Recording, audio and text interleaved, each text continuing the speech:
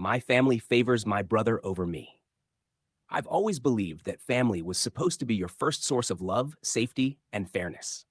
But as I grew up, I began to realize that fairness wasn't always part of the equation. Love? Yes. But fairness?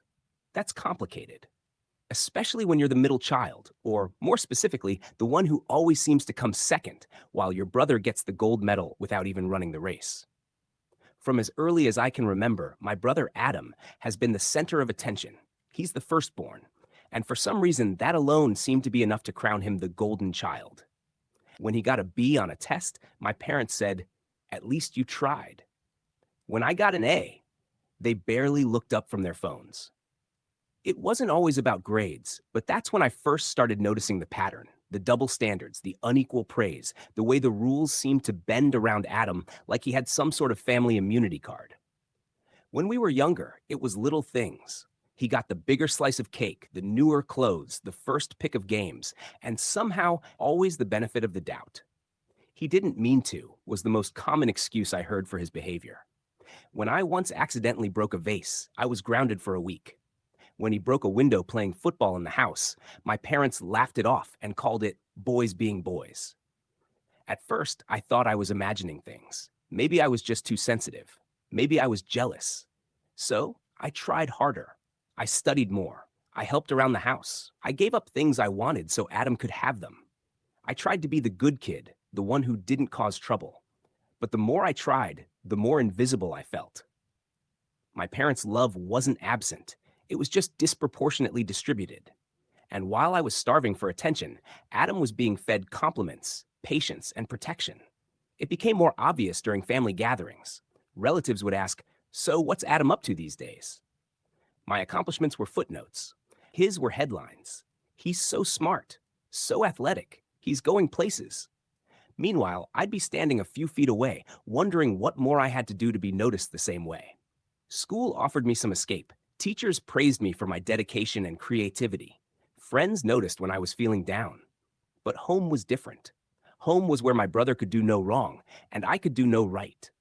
Even when I excelled in things he didn't, writing, art, music, it felt like those things didn't matter as much. Adam played sports.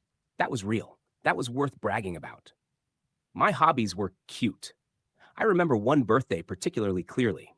I had turned 16. I dropped hints about a guitar I really wanted, one that wasn't even expensive, just something to help me pursue music more seriously. When the day came, I opened a generic sweater and a gift card. 2 months later, for Adam's birthday, he got a brand new gaming console and a surprise party. When I asked about the difference, my mom said, "You're not really into that kind of thing anyway." That comment haunted me more than she'll ever know.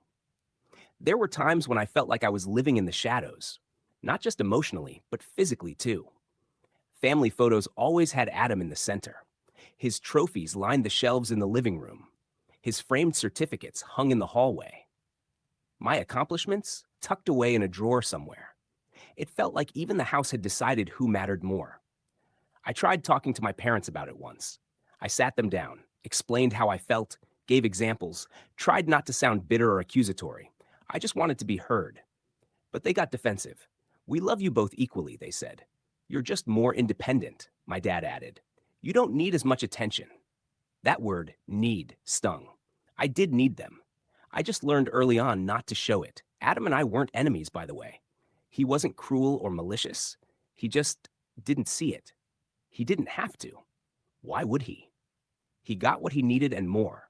We had our sibling fights, sure, but he didn't seem to understand the imbalance, and whenever I hinted at it, he'd shrug it off or say, "You're overthinking things."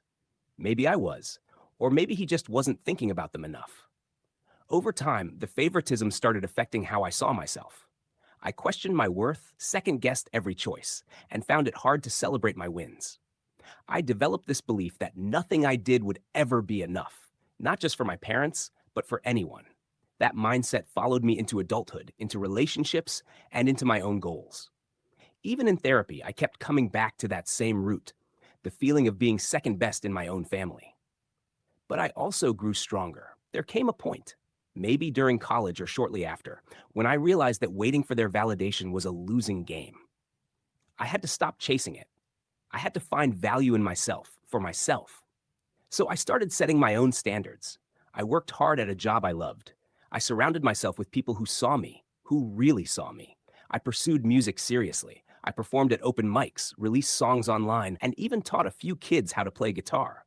The same kind of guitar I never got as a gift, but eventually bought for myself.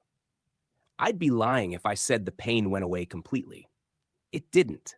It still stings when my parents post about Adam's achievements, but forget to mention mine. It still hurts when they call him more often, or when they consult him about family matters without including me. But I've stopped letting those things define me. My worth isn't conditional on their approval. I've found peace in places they never thought to look. Ironically, over time, Adam and I grew closer. As adults, our conversations became more honest. One night, over a few beers, I brought it up again. Not with anger, just with honesty. And for the first time, he admitted, yeah, I guess they always expected more from you because you didn't mess up as much. With me, they were just trying to keep me on the rails. That hit me hard. I wasn't favored because I was strong. I was neglected because I was perceived as self-sufficient. My quiet suffering was mistaken for resilience. My independence was a misread signal, but that wasn't his fault. And in that moment, I realized that part of healing meant not blaming him either. Now I still visit my parents. I still join the family group chat. I still smile when they tell stories about Adam. But I also tell my own stories.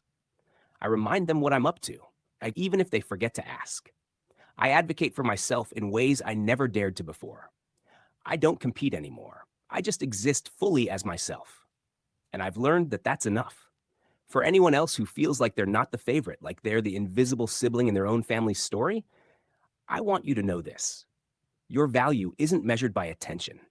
It's measured by truth, growth, and the love you learn to give yourself when others forget to. You're not less than. You're not lacking. You are your own kind of worthy. And maybe, just maybe, that's even more powerful than being the favorite. Like and subscribe. Share if this has happened to you or someone close to you.